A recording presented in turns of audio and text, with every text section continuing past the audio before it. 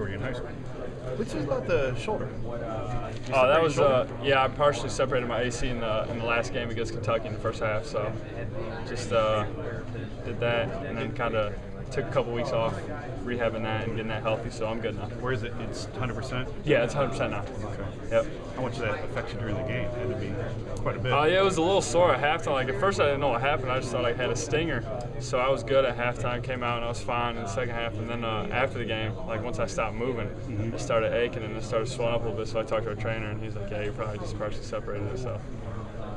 You were not on the original list to be here, is that correct? Correct. The league sent out and you weren't on it. Why are you here now? Is it because you skipped Portsmouth? I'm assuming just people dropping out. Some guys who were supposed to be here didn't show up. He said I was close to getting in and just told me to be ready in case I get a call, and fortunate enough to get a call.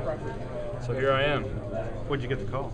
Monday evening. Oh, wow. I had to call me Monday evening, so quick notice. Do you have any plans you had to cancel for this week? No plans. No plans.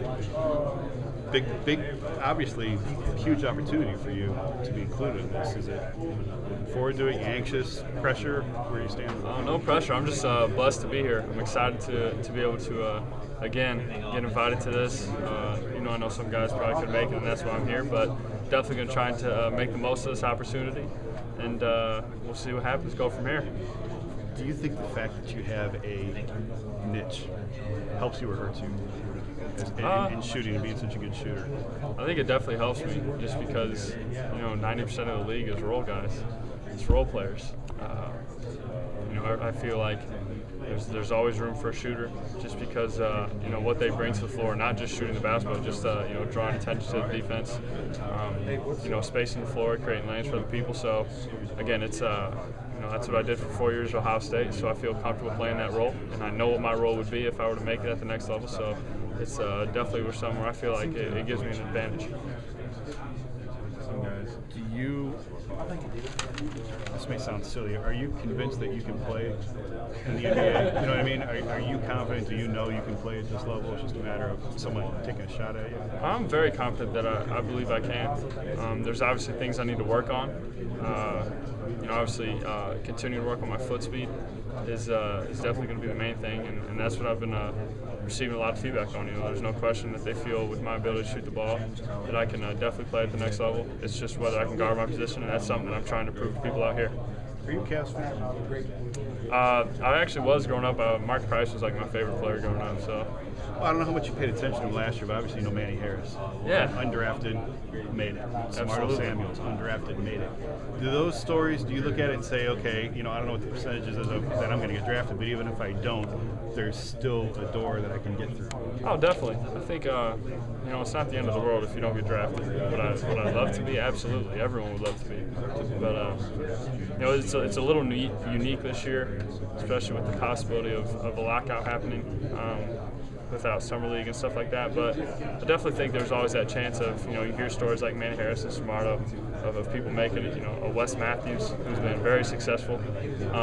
Guys like that, it definitely gives you confidence in knowing that if you don't get drafted, there's always still a chance that you can make a team. And again, you don't have to impress one team to make it. One team has to like you, so it's definitely a fun time right now. I appreciate it, man. No problem. Good luck. Thanks. How big is it to go through this process with your teammate Lighty? You guys are almost in the same position, second round, possibly not getting drafted. Oh, it's awesome. We're rooming together.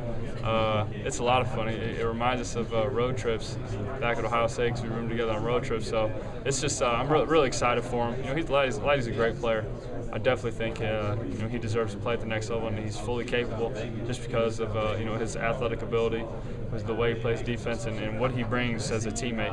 All the intangibles Dave has, and I'm really excited for him.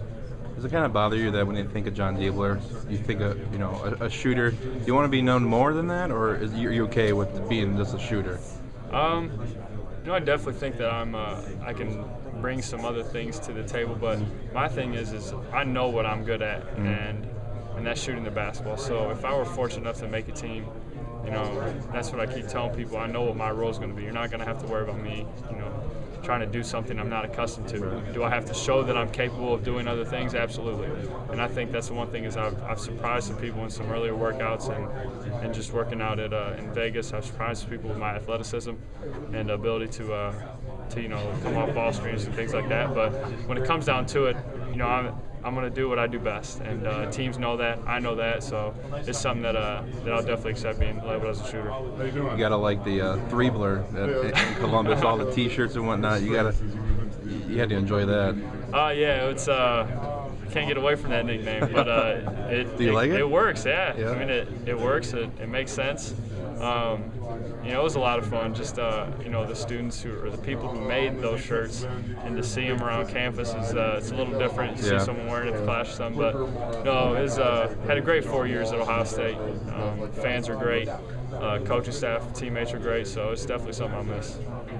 Also, any NBA players reach out to you and give you advice about the whole process? Obviously we've had a lot of guys from Ohio State, a couple guys I've played with, and I'm very good friends with Chris Quinn, and he was kind of in a very similar situation as I was. A guy who went undrafted, signed right away, but a guy who went through the whole process and can really shoot the ball. But I talked to Chris quite a bit, and also I was fortunate enough to talk to Matt Carroll. Through Joe Bunasar, he got him on the phone with myself, and a guy who's very similar to myself. So just trying to get as much advice from these guys as I can. They all say the same thing. Do what you do best. Don't change who you are. Don't change what you did in college, because that's what got you here. You a little surprised Jared isn't here? A little surprised he stayed for another year? Jared's unique. He's a guy who loves college, and I think with Jared, he loved the opportunity he had to come back, and obviously he is very fortunate enough to be in the position he's in. He had a tough decision to make, but he's got a great family support, and he loves Ohio State, and they can be pretty good next year, and he wants to win. Do you think that if you guys would have won it all this year, that you possibly could have came out? I think definitely it would have been a possibility. Yeah. Again, it's hard to say because Jared's a guy where he had an older brother who played at Ohio State, and he loves being there. He loves being there, and so I think it would have made the decision a little tougher. But again, it's hard to tell what Jared would have done.